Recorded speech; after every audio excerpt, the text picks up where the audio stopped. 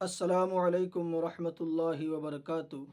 সম্মানিত ভিউয়ার্স, আমি আপনাদের সামনে শবে বরাত সম্পর্কে কুরআন হাদিসের আলোকে সামান্য আলোকপাত করব। প্রথমত, শবে বরাত শব্দটি হচ্ছে ফার্সি শব্দ, যার অর্থ সবগুণ অর্থাৎ রাত রজনী। বরাত অর্থ মুক্তি বা ভাগ্যের রাত্রি, তাই বলা হয় মুক্তির রজনী বা ভাগ্যের রজনী। হাদিস শরীফের মধ্যে নবী করিম সাল্লাল্লাহু আলাইহি সাল্লাম শবে বরাতকে লাইলাতুন নিসফি মিন শাবান বলে উল্লেখিত করেছেন। হযরত আলী রাদিয়াল্লাহু তাআলা আনহু থেকে বর্ণিত হাদিস শরীফের মধ্যে নবী করিম সাল্লাল্লাহু আলাইহি সাল্লাম বলেছেন, তোমরা শবে বরাতের রাত্রে বেশি বেশি করে নফল ইবাদত করো এবং পরের দিন রোজা রাখো।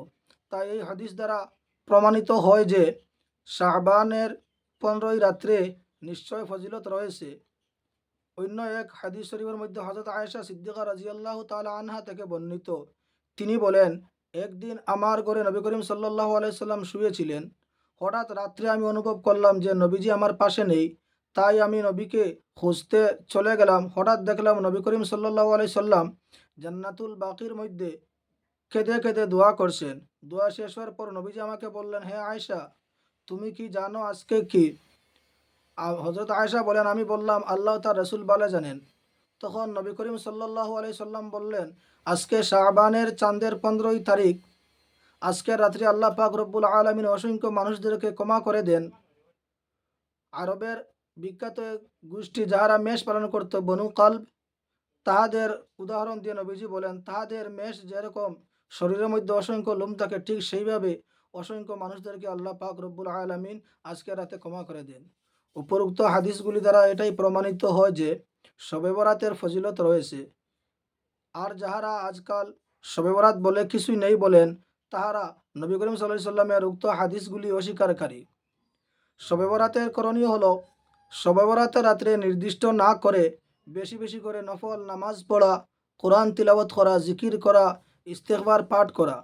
বর্জনীয় হচ্ছে কোনো কোনো জায়গায় দেখা যায় শবে বরাতকে কেন্দ্র করে অনেক রকম ইসরাফ খরচ হয়। যেমন অনেকে বাত্তি জ্বালান, অনেক আলোকসজ্জা করেন, যেটা অপচয়ের মধ্যে পড়ে। আর আল্লাহ তাআলা কোরআনের মধ্যে বলেছেন, নিশ্চয় অপচয়কারী শয়তানের ভাই।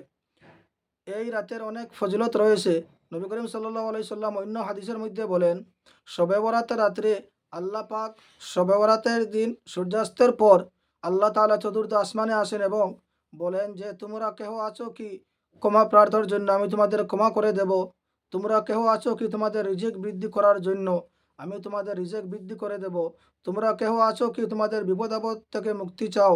আমি তোমাদের বিপদ আপদ থেকে মুক্ত করে দেব।